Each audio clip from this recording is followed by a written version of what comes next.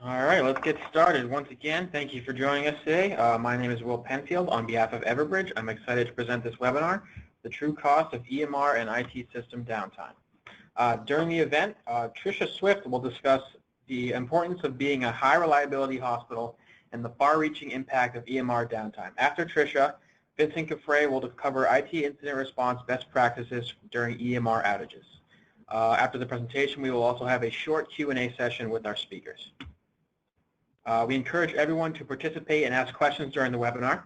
You can submit your questions by typing in the questions widget and submitting to all panelists. Links to the slides and recording of the webinar will be sent out to all registrants by the end of the week. You can also look for a link to recordings for all of our webinars on everbridge.com under our resources section. And now I'd like to introduce you to our speakers. First, we have Dr. Tricia Swift. She brings more than 15 years of experience in adult and pediatric healthcare operations. She has held broad executive leadership roles in quality and safety, regulatory compliance, and performance improvement for large integrated healthcare systems. Her clinical expertise includes critical care, medicine, cardiology, and peri-post-operative areas.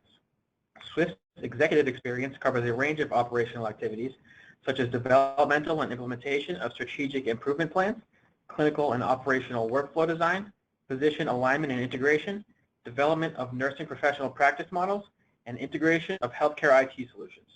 Her doctoral dissertation topic was in population health management and focused on improving acute to post-acute transitions of care through the use of technology and team-based care models. After Tricia, we will hear from Vincent Caffrey. Vincent is a Senior Director of Product Marketing at Everbridge with a focus on IT alerting and communications and IoT. He has over 14 years of experience in the information technology business, designing, promoting, and selling enterprise IT operations management solutions, including critical communications, application performance management, and IT process and workload automation. He has international experience as he started his career in Europe and has been in North America for the past 10 years. Vincent holds a Master of Science in Mechanical Engineering and Computer Science and executive certificates from the MIT Sloan School of Management. And now, without further ado, I would like to pass it over to Tricia so she can begin her portion of the presentation. All right. Thank you, and good afternoon, everyone. I'm going to go through quite a bit of a journey here as far as layering on content. We are going to go over what high reliability means and how that state of awareness and high reliability has changed the care model and the rules of medicine. And then I'm going to go into a case study that I had frontline experience with from an EMR downtime that was unscheduled and what the impact of that event was. So getting started here, and Will, do I have control? Yes.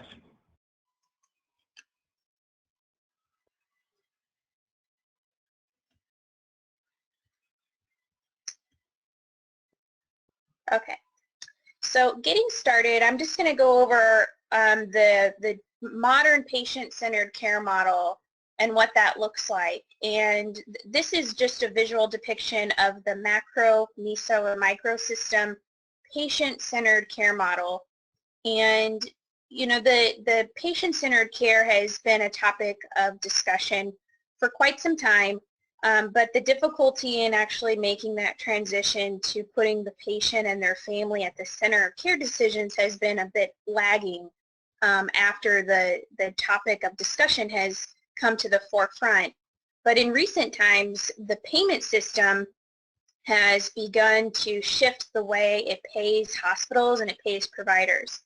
And now the incentives and payment are more aligned with patient outcomes and patient experience. And so when you start moving around how the money gets to the providers, magically the care model then shifts to actually being patient-centered, even though we've been talking about it for quite some time. And so this model here shows the patient and the family in the center, where, you know, in more traditional care models, the patient and the family may have been outside of the system trying to access the system rather than driving the decisions of care and being at the center of what is called here the microsystem. And then when you layer out the other parts of the system outside of the patient, then it's the payers, the network, the IT infrastructure, and then on the very outside are the community resources and the regulatory agencies. And I just show this because it's the complete opposite of what it has been, where whoever pays and whoever's making standards and regulations historically have been the drivers of care, and then the hospitals and their staff, and then the patient. And this new care model actually flips that inside out and makes the patient the driver. And so then the standards and payment are aligned with that. So with that in mind, when the model changes, then the rules change. And some of these are written rules and some of these are unwritten rules. But you know, on the left-hand side, you have traditional care model rules, and that was driven off of the way money was gathered. And so it was a fee-for-service, and so care was based on visits and individual autonomy. So physicians and other types of providers practiced in a very independent way. It might not have been aligned with evidence or research or what was best for that patient, but the idea was to generate as much utilization of the healthcare system as possible, because that is how money was generated. And because of that, other things bubbled up where information was a record, secrecy might be necessary, and preference of the system was given to professional roles. And when the new care model has emerged where the patient is at the center, those rules are antiquated and don't quite work anymore. And what that means is, you know, safety is a system priority. Instead of secrecy, we need transparency. The medical record is not just filed information, but is a source of knowledge and information, and the expectation is that flows freely from the provider through to the patient. And most importantly, the new rule in the modern care model is that care is based on a continuous healing relationship, and that may or may not be a series of visits and tests and appointments, but it's really handing that power over to the patient and their family to be well and healthy. So going forward, all of this modern way of thinking changes the way that you behave. So the care model is patient-centered, and that changes the rules of the game. And when the rules change, well, people have to start behaving differently. And that's what high reliability is all about. So when you hear about high reliability organizations or hospitals taking the high reliability journey, keep in mind that it's not a destination, it's not a checklist, it's not a place that you arrive to, but instead it's really a state of mind. It's your attitude and the way that you look at your world. And there are 5 behaviors that you will see when you're a high reliability organization, and those are listed there in that first gray column on the left. You know, the first one is sensitivity to operations. This is a behavior. This isn't a set of knowledge. This isn't something you know. This is the way you behave. And it's being very, very sensitive, as it says there, to the way care is delivered at the bedside and the way the patient experiences the care, no matter what level you're at. So it kind of speaks to that notion that the higher up the ladder you go, and you get into the officer suite or the top floor of the hospital, it doesn't mean that you become more detached from the real work that's being done, because again, you're focused on the patient. The second one is preoccupation with failure, and that is exactly what it says. The behavior here is that you're actually preoccupied with failing. You're preoccupied with defects in the system, with the potential of making an error, and the potential of giving less than optimal customer service. The third behavior for high reliability is deference to expertise. And that's a really fancy way of saying we let the person that knows the most make the decision. This is really important in healthcare and other industries where there's a very clear hierarchy of power. And what this really means is sometimes the biggest title in the room doesn't have the most knowledge about everything. And so we let the person who knows the most make the decision, because that's really pushing that decision-making power to the expert in the room and not the biggest title. The fourth behavior here is reluctance to simplify. And this can get confusing to people because we often talk about making things more simple or simplifying processes. And that's aligned with a lot of the Lean or Six Sigma work. And this supports that 100%. But what it says is that you don't accept simple answers to complex problems.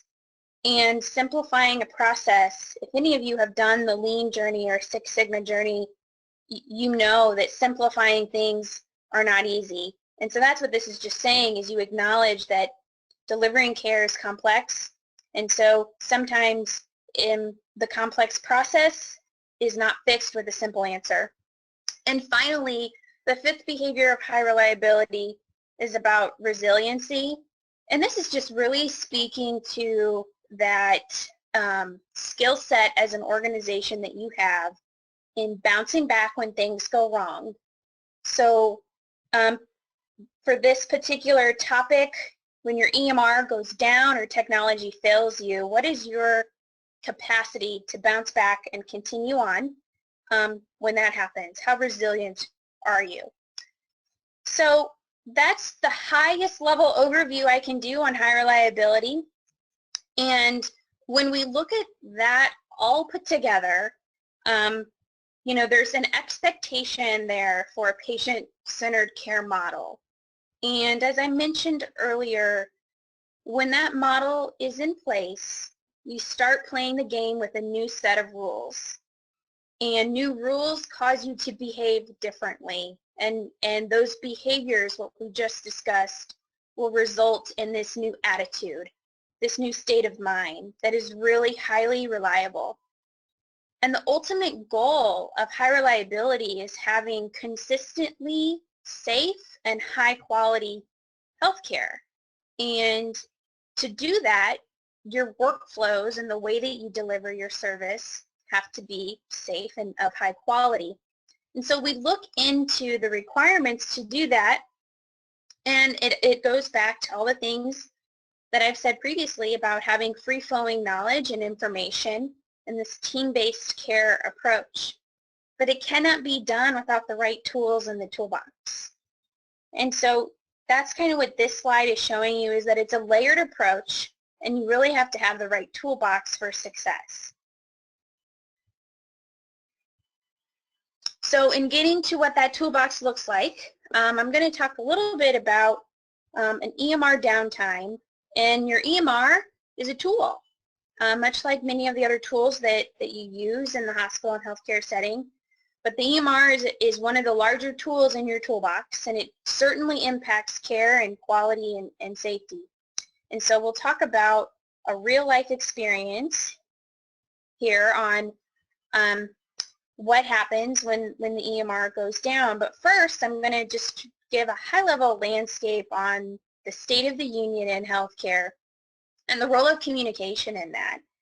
And it's no secret to any of us that communication is an essential part of being able to work as a team. And so when we're not effectively communicating, particularly in healthcare, patient safety is at risk because things are missed, critical information is not passed on, and changes in patient status is highly contingent on communication among the providers of that team. So communication is a cause of medical errors. And if you're not aware of the medical error problem in the United States, this is a statistic that really stuck out for me. And it says that if medical errors were on the National Center for Health Statistics list of top 10 causes of death, it would rank as number 5 if it were included in that list, and that would be number 5 ahead of accidents, diabetes, Alzheimer's disease, AIDS, breast cancer, and gunshot wounds. So medical errors is a huge problem in our country. When you tie that back to communication, and knowing that communication failures are the leading root cause of sentinel events for the last 10 years, it seems like such an easy fix. And so if communication is the number 1 cause of medical errors and sentinel events, and it's the 5th leading cause of death in the United States, it begs the question of, well, why don't we just fix this communication problem? But the problem is deeper than what we realize, because in the hospital and healthcare setting, the primary mode of communication and sharing information is the electronic medical record. And so when the current state that we have is already so error prone, it begs the question that what happens when that EMR is not available? And I'm going to go over what that means now. So I experienced an unplanned EMR downtime in a hospital system in southern Texas that had 8 facilities. And of course we didn't know this at the time, but what had actually happened was a virus had struck 5 of the servers that supported clinical documentation, order entry, lab, and pharmacy modules.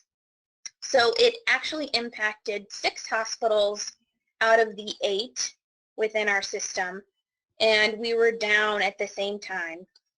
And the patient tracker and dietary system interfaces, we learned at this time they were not bidirectional. So they fed off of the EMR and not the other way around. And so we had standalone systems for these workflows and functions, but because they had not been set up to function independently, they were also impacted.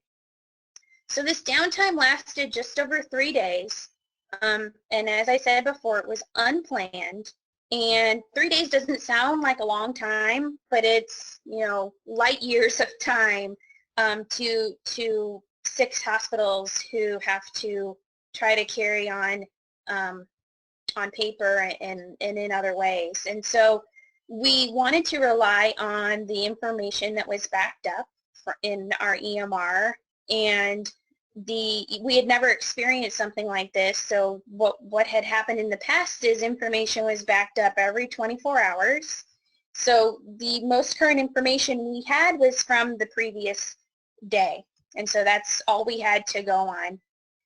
Our EMR vendor, in speaking with them, were very helpful, but they actually told us, this was the longest unplanned downtime they had had in their history outside of Hurricane Katrina. So it was very impactful to them as well, trying to be a help to us. So immediate issues that we felt right away when the system went down is, how are we going to communicate what's going on? Of course, everyone's using their cell phones. We're texting each other. We're trying to send emails, but we did not have a consistent way of communicating, and so information was often not passed on to the right individuals or done so in a timely manner.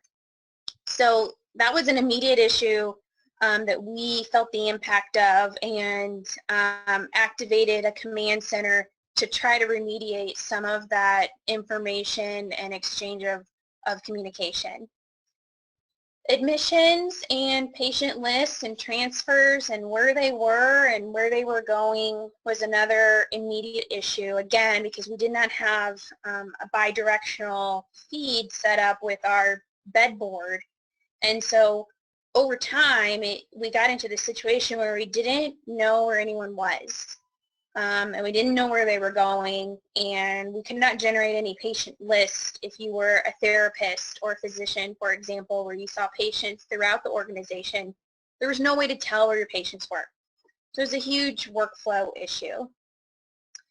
Something else that was impacted was the lab module, and so when you had lab orders that were sequenced, that were contingent upon the previous result, things like hemoglobin or vancomycin or potassium, those sequence lab orders were wiped out. And, you know, we had to try to pick up those pieces, pick up where we left off to give the patient the care and interventions that they needed to. But this was a huge care plan and therapy interruption in the patient's care.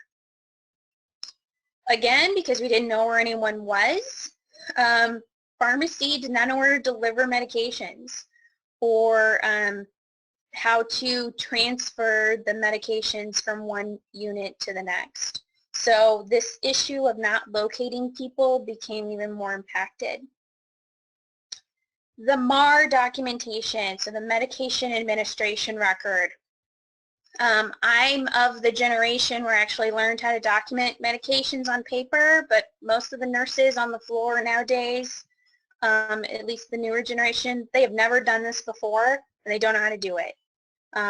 And the things we take for granted in the EMR, where it does the 5 rights of medications and the initials and the date and the time, all of that has to be translated in order to make it a legal administration record. And so this was a very challenging thing because we had to do just-in-time training and start executing paper MARs.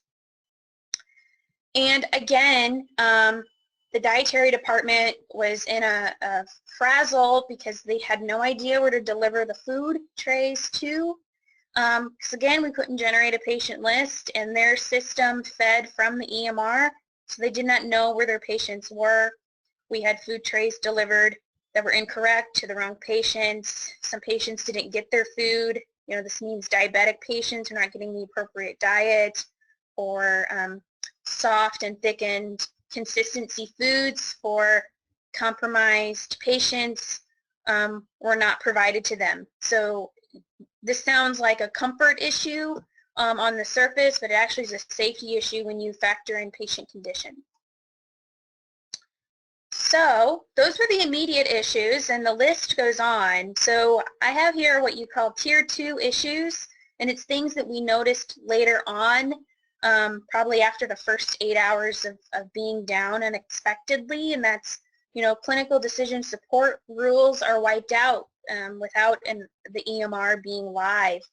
And you become dependent on those. You become dependent on the EMR telling you that the patient's antibiotic therapy should expire, or that you know, you should check their clotting factors before administering a blood thinner, so on and so forth. Those are wiped out, and you're left to remember these things on your own. The other thing that hit secondary was how to document notes, how to use your flow sheets, and just physician documentation in general, including electronic order entry. So coincidentally, within 30 to 45 days before this unplanned downtime, the organization had implemented electronic order entry. And so we received comments such as, "This is why I didn't go to that training. There was no reason to put my trust in the technology. I knew it was going to fail. This is why we shouldn't do computerized order entry in the first place." It was quite the political riff among the medical staff when this happened right after an implementation. And then this issue of flow sheets, so I had to put this in here because it was, you know, it made many of us chuckle. Respiratory care didn't have any paper flow sheets available to them, and all they could come up with was a flow sheet from 1992, because that is all they had. They transferred everything into electronic documentation, had no downtime hard copies backed up. So that was interesting on their part.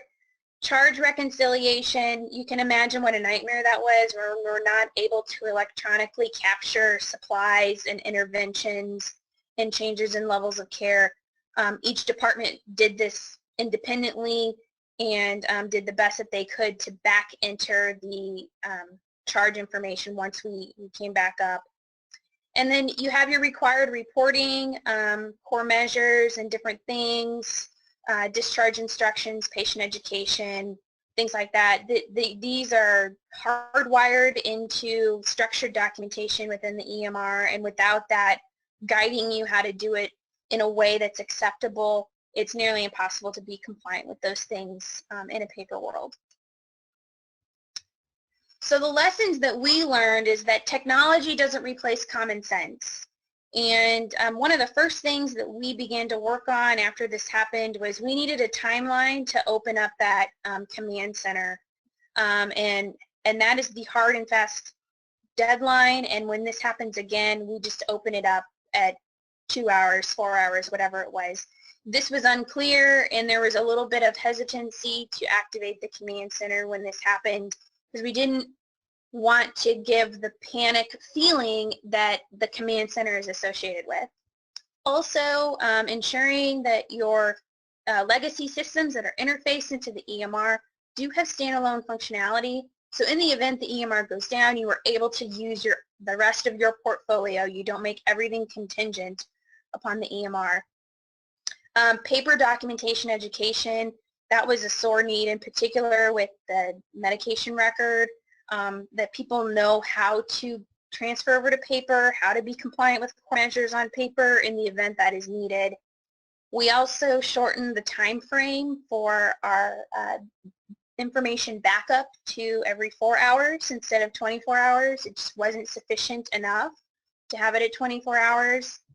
And then we really put a lot of concerted effort into our order sets and flow sheets and protocols to have those standardized and available in hard copy in a consistent way, in one place, so we're all pulling from the same source and not digging up old sheets from the 90s when this happens again.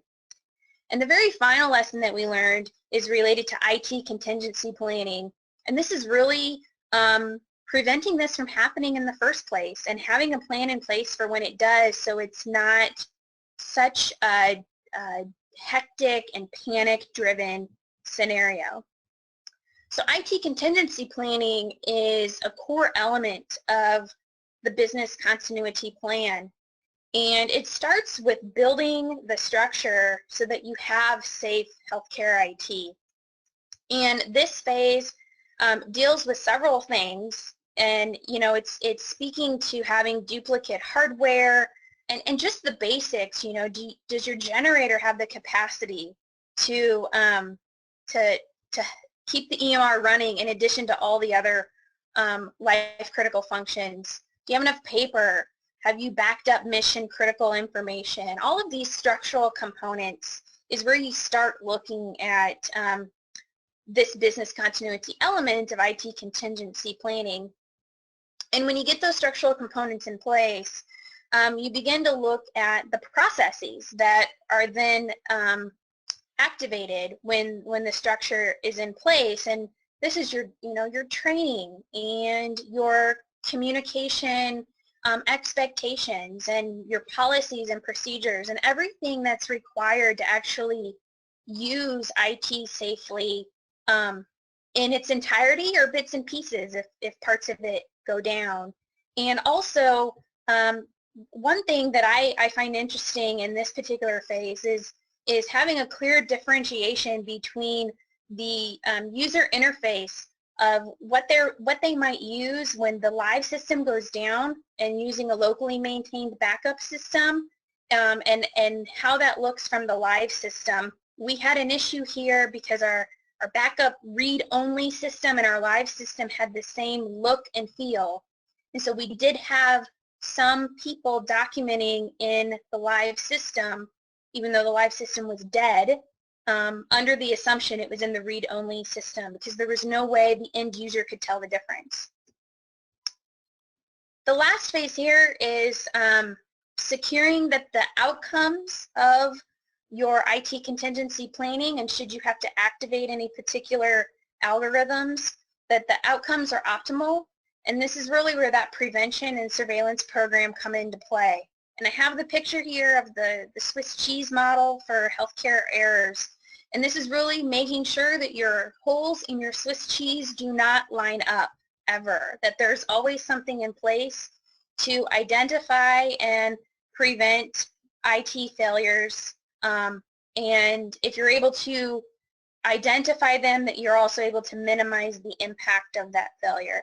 And so this is securing that the outcomes of any event are still safe. And technology will fail us, but the point is that you're still able to go on. The business is still able to continue. It doesn't cripple you. So when you put this all together, creating the right structure for safe IT is really creating that ability to identify the risks. That's having that plan in place, having your culture of safety, and having a nice toolbox for communication and business continuity. And that will flow into knowing what to do and really having the processes, the 5 behaviors of high reliability, the right team-based care models, and just really being prepared for downtime. And when you stack those on top of each other, then you're doing the right thing. You have an error-free practice environment. You are resilient as an organization. And when your EMR goes down, I'm not going to say you'll say, so what? But you won't be in a state of panic because you have adequately prepared for such a thing to happen. And when this does layer on top of each other in the ideal state, you are behaving in a high reliability way and achieving zero harm with minimal defects. And that's what this all means when you put it together. So that's the end of my content here. I thank you for your attention. I do invite you to visit our website. IT contingency planning is something that we do, but we also focus on the general operational impact of technology because, as described here in this case study, technology is one of those universal languages like music and mathematics, but it impacts all aspects of the organization. And we all need to be prepared and put the concerted effort into realizing what that impact looks like. So I'm going to turn it over to the Everbridge side to talk a little bit more about their perspectives on this particular topic. Thank you very much, Tricia. Great presentation. That was a great insight into modern care. Again, you very well explain how hospital and the quality of care today heavily relies on computer applications and in particular on EMR. So my name is Vincent Jeffrey, and what I'd like to do now for the next 15 minutes is talk to you about how hospitals can become even more efficient when dealing with critical EMR outages. And in particular, I'd like to talk about how, give you the most common communication workflow inefficiency that we see when we talk to healthcare providers and hospitals. So since we're talking about EMR, I'm just going to start by asking you a quick question. If you can guess the number of hospitals which have already implemented at least a basic EHR system, and this by the end of the year 2014. I'm just going to give you a few seconds. So as you can see, the answer is 76%. That means 4 out of 5 hospitals in the country have already implemented a basic system, right? And what's important to notice with those systems, it's not about if they are going to fail, but like Tricia said, it's more about when this is going to happen. So, so what happens really when EMR systems go down? And a failure with an EMR system can range from a technical glitches to a full outage. You can see here on this slide a few of the major providers of EMR systems. So when this happens, what's going to the hospital IT department will start receiving alerts from the system. And again, the failure can be caused by an EMR, the EMR software itself, an issue with the EMR system. Can also be due to a cyber attack or to a ransomware virus attack, like we're seeing more and more nowadays. It can also be due to a network performance issue, a network outage, can be a problem in the data center. We've seen EMR issues because of air conditioning system going down in the data center. And again, that can be weather-related, tornadoes, flooding, anything that can damage the data center can have a dramatic impact on the EMR. So again, when this happens, the IT department starts receiving alerts, and very soon after that, shortly after that, the IT department or the help desk will start receiving phone calls and complaints from the clinicians and the staff. And like Tricia explained earlier, at one point, they may even have to kick off a contingency plan and revert back to handwritten notes and orders. And as you know, this is going to create bottlenecks and delays in patient care. So at this point, we are a few minutes into the incident and the crisis. Your IT department is already drowning under alerts and tickets coming from both the system and also from people who are just calling into the service desk to ask questions about what's going on. And remember that this can happen in the middle of the night. As this goes on, if the EMR issue is not taken care of fast enough, then, like Tricia explained, patient safety can become at risk because of misdocumentation, inability to access the medical information, due to the increased risk of medication errors, or just because procedures cannot be performed and have to be cancelled. As you can imagine, at one point in time, now you have the hospital senior management that's going to start to be concerned about the overall quality of care that the hospital is providing. And plus, on top of this, they don't want to make the headlines in the local press the day after, right? So this is the landscape of what's happening in the IT department with impact on clinicians and staff during a EMR outage. So what I'd like to do now is give you quickly the 10 and walk you through the 10 most common communication workflow inefficiencies that we see when we talk to healthcare organizations and hospitals. So the number one that I want to talk about is alert fatigue. So basically, this is happening when you receive, or people are receiving too many alerts, and because of the number of alerts, they don't know which one to address first. And again, the best practices here should be to only contact the right people and not entire teams, so that they know exactly that when they are contacted by the IT department, that means something important is happening. Number two, that's totally in line with the presentation Tricia gave us. Have a plan. It's a no-brainer, but failing to prepare is preparing to fail. So have a plan, including incident management, disaster recovery, and business continuity.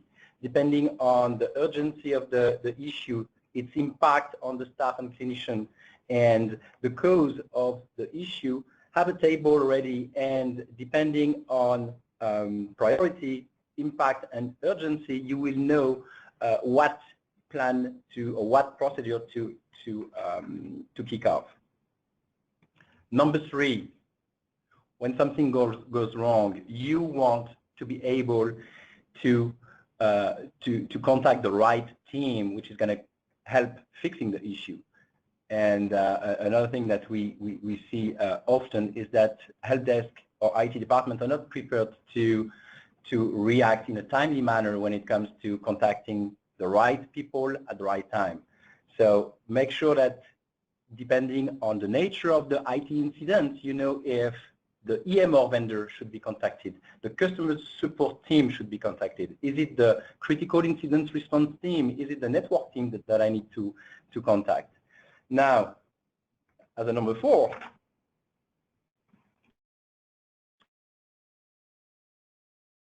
IT department identifies the team, they still need to know who's the right person or who are the right persons to contact, especially if it's in the middle of the night. At 3 in the morning, who are you going to contact?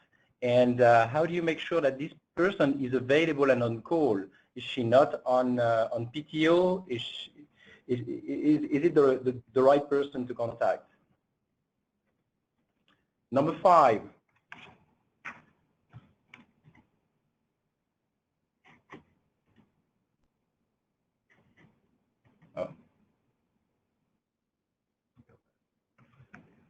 Number 5, emails do not wake up people. You won't be waking up with an email. So remember that if you are trying to reach out to people, you need to have a communication channel in place that will allow you to reach out to people through different channels and different means: SMS, text, voice, emails, or anything, a pager. Emails only will not work. Number 6, it usually takes too long to get everybody to collaborate on the same issue. You have an EMR issue, it's going to require people from different teams, network, infrastructure, technical support. Not your vendor should be part of the response team. To get all those people on the same conference call takes usually a long time, where this is wasted time that can really very well be eliminated. Number 7, lack of coordination, especially if you have remote people working on an IT incident. If you have people in different buildings, in different towns, different cities, sometimes in different countries, very difficult to track who's doing what and where they stand in the completion of the tasks. So make sure that there is a common tool, a common collaboration tool available to everybody that gives you the ability to track who's doing what and then where they stand in the progress on completing a given task. Next, number 8. Tricia talked about this earlier. Lack of communication with the key stakeholders. It's an IT issue. Yes, it is, but it impacts the rest of the entire organization. So you need to communicate in a timely manner with the clinicians and the staff so they know what's going on. You can send directions to the entire staff and update them on the resolution progress. The worst situation in this kind of crisis is when people don't know what's going on. So use a communication platform that will allow you to send consistent messages in a timely manner. Number 9, you want to control the communication, you want to control the information, and what we see when talking with different organizations, sometimes they have different tools, and all those tools have some kind of communication capabilities, and you don't want to use all the different communication channels to reach out to your stakeholders and to your IT team. So try to get a unified communication workflow so that the process is always the same, is always consistent, reliable, and repeatable, and people are used to using the same tool. And my number 10 today, So last but not least, number 10, lack of post-mortem review. We see that sometimes where the teams are so happy that they were able to fix an issue after a few hours or a few days that they forget to analyze what went wrong during the resolution process. Again, this is very important. We want to learn from our mistakes to improve the process for the next time. Because again, with EMR system, it's not if it is going to fail, but when. So do a post-mortem review to improve the communication process. A few takeaways, actually 4 takeaways today. The recommendation is standardize on consistent and repeatable communication workflows. Unify on-call schedule so you know exactly who's available, who's responsible for such type of incident, and set automatic escalation processes so that if people do not respond to the notification, it will automatically, the system will automatically escalate to the next available person. Number 3, provide easy to use collaboration tools. There are one-click conference bridge available. So as soon as people receive notification in one click, they can get on the same conference bridge. And again, communication can be sent to thousands of people in a matter of seconds. You don't want to go through phone books and call trees and identify who you should call. Try to automate this process.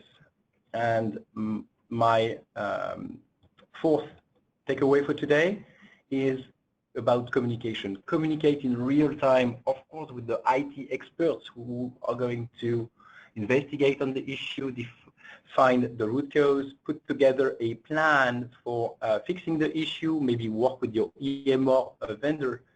So communicate with your IT experts, track where they stand, how well the resolution process is going. But in the meantime, do not forget to communicate with the rest of the organization, with the clinicians, the staff, and the key stakeholders.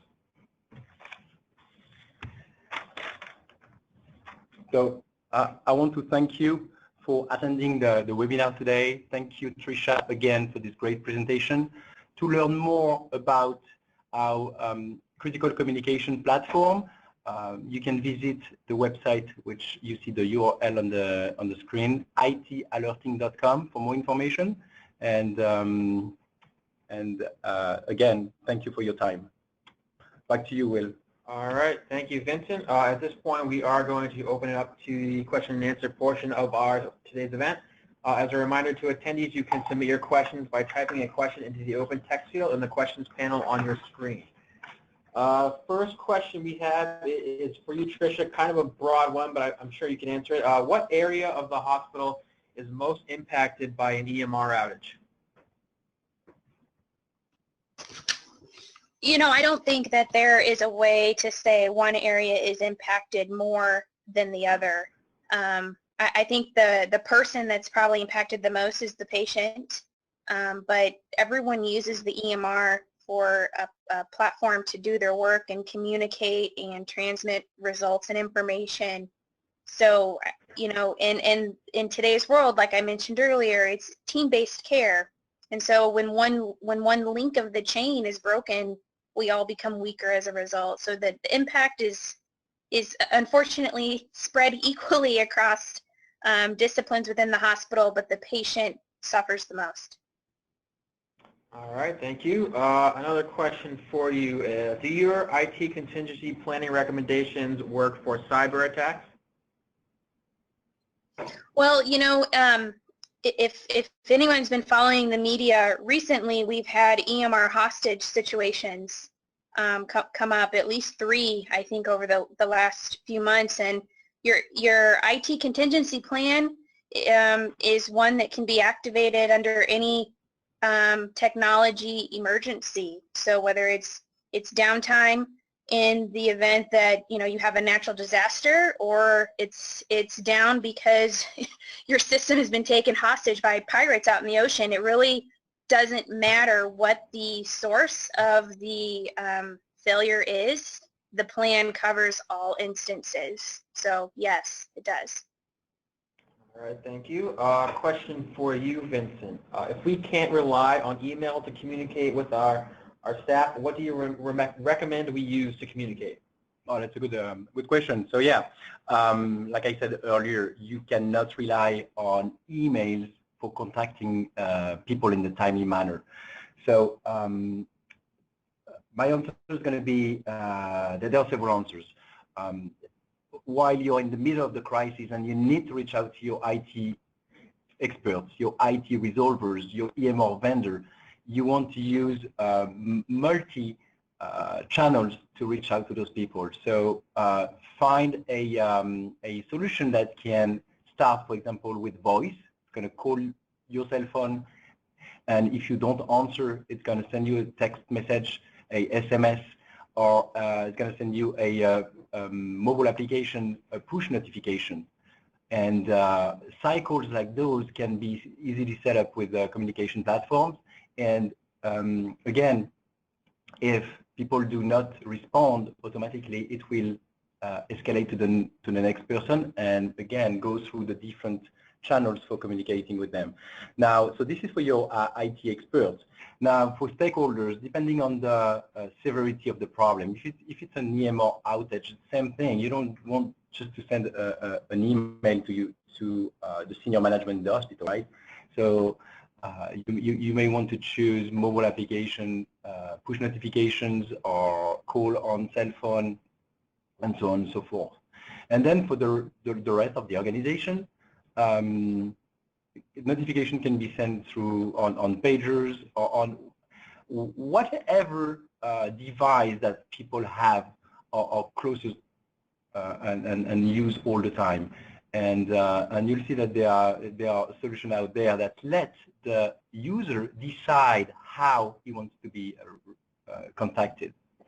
So they can choose, for example, first I want to receive a phone call, then if I don't answer, try SMS, try my Facebook, my Facebook page, and so on and so forth. So there are many ways of communicating with people. It's just a matter of choosing the right one depending on the severity of the incident. All right, thank you, Vincent. Looks like we have one more question here, and then we'll wrap up. For you, Tricia, what is the most important aspect of IT contingency planning in healthcare? Well, I think, beyond just being able to continue business when you have a technology failure, the most important aspect is being prepared and understanding the landscape of your IT platform and portfolio. That's really where all of the work begins, is knowing what you have. I would go out on a limb here and would say that 98% of hospitals and healthcare systems have some kind of IT contingency plan sitting somewhere on a shelf. It might have a couple inches of dust on it. It may have never been used, and it may have been written single-handedly by one person. But the most important thing for actually making it a useful plan is to understand what is it that you have, the resources that are available to you. What does your portfolio look like from a solidified platform with everything interfacing correctly, but what also does it look like from a bidirectional perspective, and being able to proactively activate and having that element of resiliency to act when things do fail. So the prevention, the surveillance, and the proactive nature of IT contingency planning, I would say, is the most important component. All right, thank you. And with that, we are going to wrap up. I want to thank Tricia and Vincent for a great webinar, and to all of our attendees who were able to join us today. As a reminder, you will receive an email with a link to the recording and slides before the end of the week. And if you haven't already, please take a moment to follow us on Twitter @Everbridge, and join our group on LinkedIn, Everbridge Incident Management and Emergency Notification Professionals. For those of you interested in requesting a one-on-one demo of Everbridge or to learn about Everbridge IT Alerting, please visit italerting.com. Thank you all again for today's great session, and we hope to see you online again soon. Have a great day.